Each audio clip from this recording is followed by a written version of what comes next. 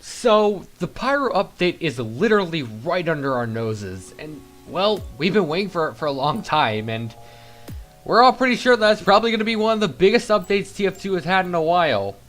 So, I'm hoping that they're going to change a lot about the game.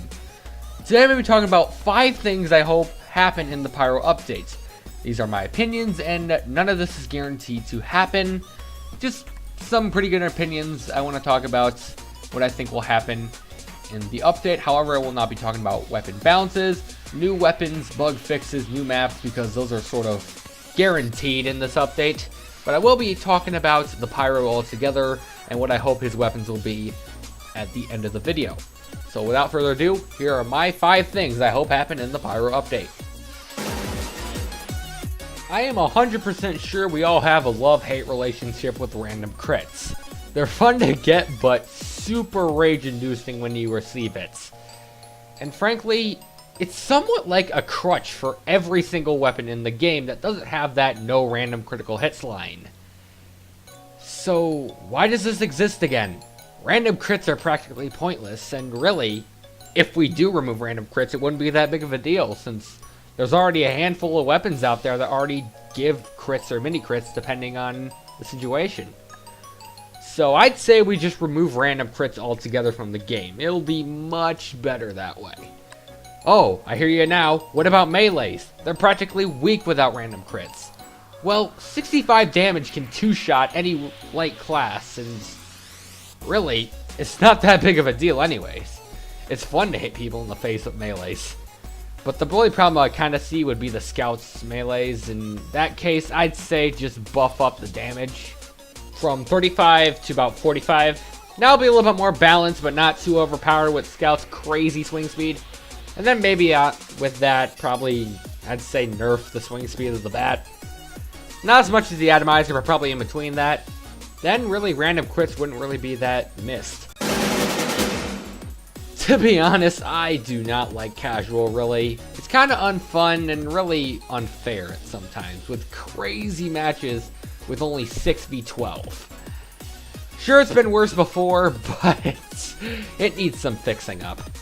And plus, really, what's the point of leveling up, aside from boasting to everybody how well your level is? Look, I got a level 102! I'm so good at the game!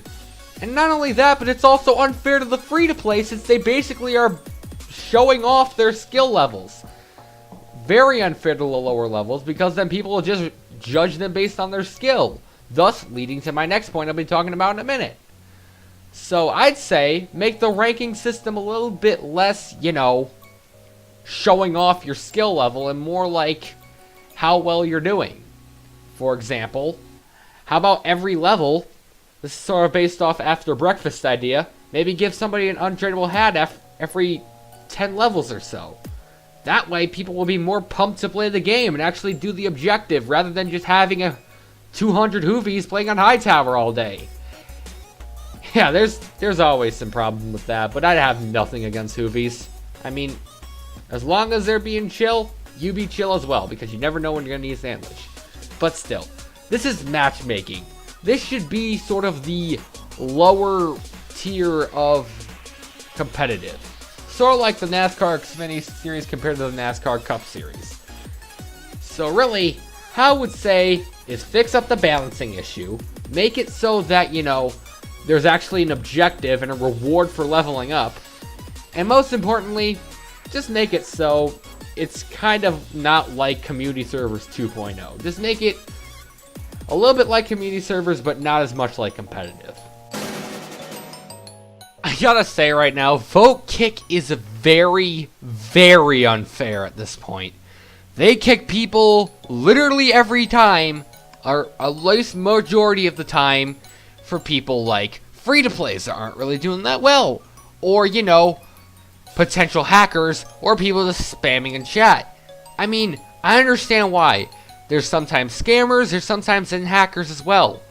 But still, vote kick is very, very unfair. So I'd say, why don't we just remove vote kick altogether? But what about the scammers? Yeah, there's holds and mobile authenticators, so really that's not really a problem. But what about the hackers? That's gonna head up right to my next point. I am very proud in Valve in the past couple weeks doing huge VAC waves and helping people that use LMAO box and many other hacks go on really, really good vacations. And I really hope this keeps up. That way we won't need to kick anybody that's hacking, because literally nobody on the other team will kick their hackers since they're, doing great. And he also got 3 medics pocketing him, getting some points off of him. Yeah, it won't be that interesting, and plus people will kick you because they probably have namebot, and but hey, that's happened to me multiple times. So that way, if VAC ban will keep up like this, people will get insta-vaxxed for even thinking about hacking in the game. And I like that idea. Pretty sure you will too. And now for the feature presentation, talking about Pyro. He's getting a huge update. He's getting huge buffs, new weapons. This is going to be great for my second favorite class in the game. So what do I hope happens? Well, I'm mostly going to be talking about his weapons. First things first, I really hope they're going to be creative. And I'm pretty sure everybody else agrees with me, but I am sick and tired of crit gimmicks. Pyro has the flare gun, the extinguisher, the flog. He has like 80 million crit gimmicks. Probably the most out of all the classes. And I just want to see some more creative things.